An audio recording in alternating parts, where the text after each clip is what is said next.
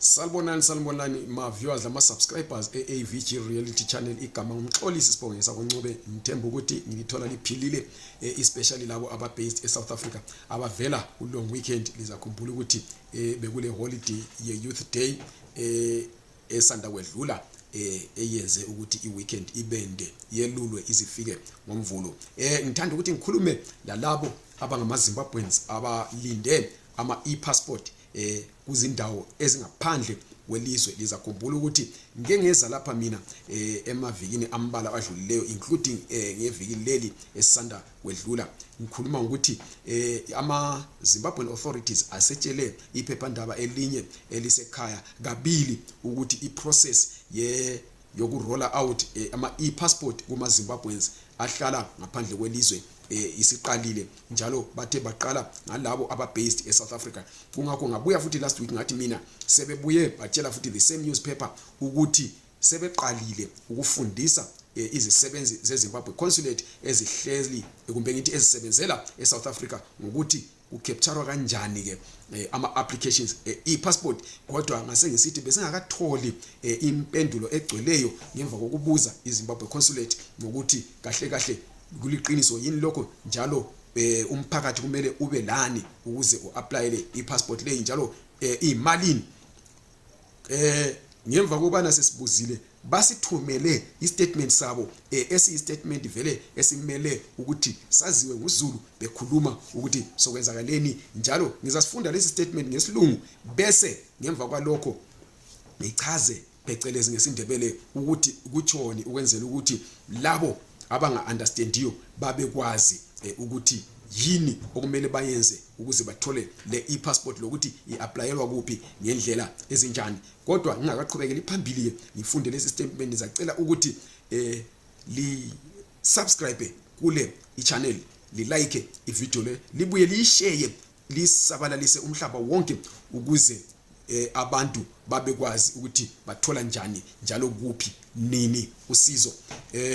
Ngizabala mina istatement lesi ngendlela esize ngayo ngesilungu bese ngichaza ke njengoba ngilithembisile. Istatement ke esibhalwe yiZimbabwe consulate eseJohannesburg mhla ka-16 June 2024. Lesi statement sibizwa ngepublic notice ukuthi ngumbiko ohlelelwe uZulu. Rollout of the e-passport processing center at the consulate in Johannesburg. Reference is made to a public notice dated 15 March 2024 on the rollout of the e-passport processing center in Johannesburg. The consulate is pleased to advise that it has begun the gradual and phased rollout of the e-passport application process. The rollout will be in 2 stages and the anticipated timelines will be as follows. Phase 1, system test or trial run. The rollout is currently in its first phase, which entails preliminary processes, among them training of consulate staff, which was successfully concluded on 15 June 2024. The system test or trial run period, which is scheduled to commence from 18 to 21 June 2024.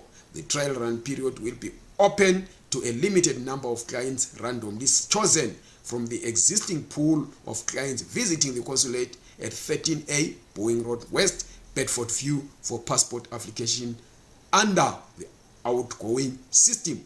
The trial run will allow the consulate to gauge the level of system responsiveness and effectiveness in a real-world environment before the full rollout to the public. Phase 2, full rollout and opening of the e-passport processing center to members of the public. Before the conclusion of the system test or trial run period, that is 21 June 2024, the consulate will issue another public notice with information on the operationalization of the e-passport center to all members of the public. Clients interested in participating in the system test or trial run during the period 18 to 24 June 2024 should take note of the following conditions prior to visiting the consulate. The cost of the e-passport in Johannesburg, in compliance with Statutory Instrument 1 of 2024, Citizenship Passport Fees, Amendment Regulations 2024, number 1. The cost of the ordinary passport shall be US $150 converted to South African rands on the basis of the previous week's average US dollar South African rand exchange rate. An additional fee of US $20 shall be charged for every electronically readable passport application to obtain a quick response, that is QR code. The same conversion rate as in one above shall apply.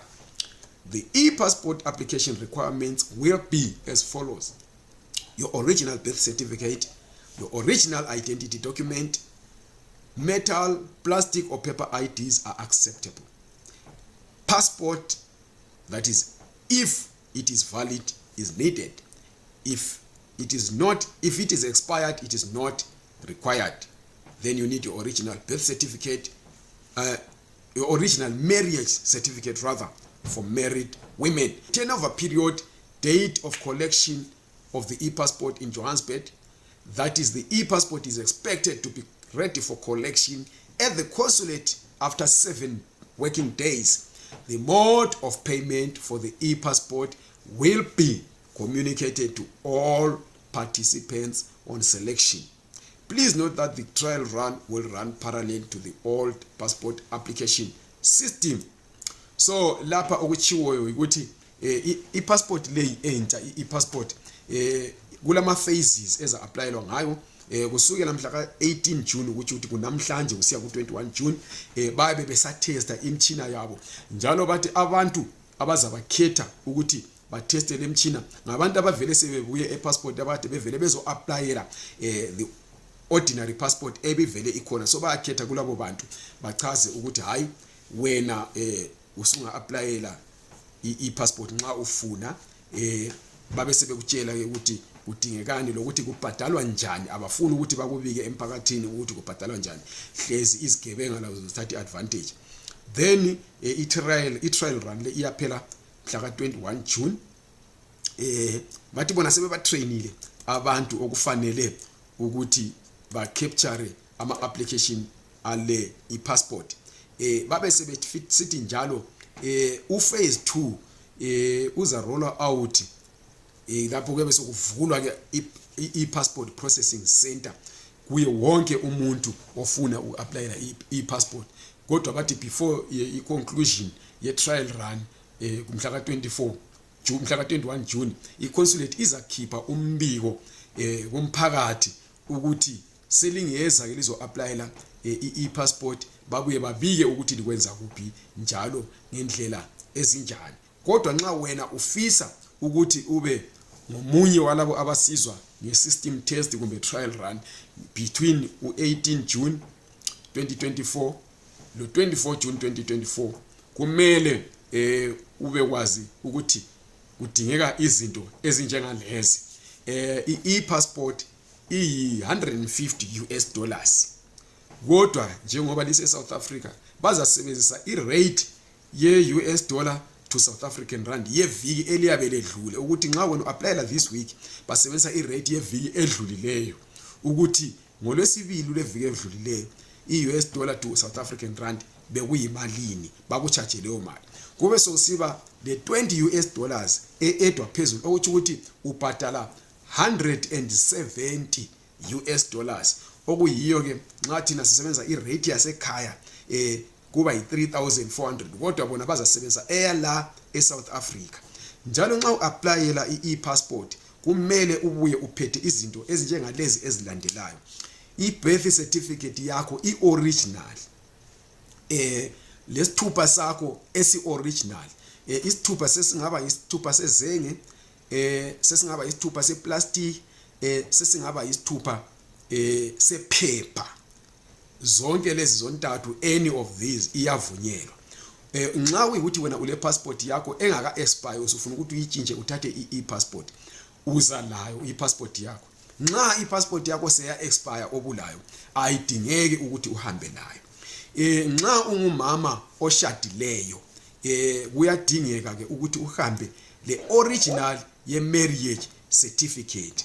I-passport le oyi-applyelayo i-passport uzohamba uyeyicollector e-consulate ngemva kwe-7 working days. Masikhuluma ama-7 working days, sikhuluma nge-Monday up to Friday nxa kungazaye kwaba le holiday. so i-weekend ayibalwa. Unga-applyela ngomvulo ubala uthi Tuesday, Wednesday, Thursday, Friday, weqe i-Saturday le-Sunday uthi Monday, Tuesday, Wednesday. Sungahamba uyecollector ke nge-Wednesday kumbe Thursday kusiyale phambili. Indlela yokubhadalela i-passport izatshelwa labo asebekhethwe ukuthi bayoyi-applyela kumbe labo asebeyi-applyela. Ngiyabonga ke mina ngalokho. Nxa ufuna ukuxhumana le-Zimbabwe Consulate usungayithola ku-Facebook page yabo ethi Zimbabwe Consulate, Boeing Road, Bedfordview. Sungabathola ku-Twitter esiyi-X manje ku-Zimbabwe Consulate JHB. Sungabathola ku-WhatsApp enambeni ezithi +27 828 249 435. Sungaba-emaila ke ku-admin@zimbabweconsulate.co.za. Sungabathola ku-website yabo ethi www.zimbabweconsulate.co.za kumbe ubafonele ku-hotline kumbe emergency line yabo ethi +27 66 487 3806. Babe sebesithi bona kumele lixwaye ukuthi bona abala okuthiwa ngama-agents.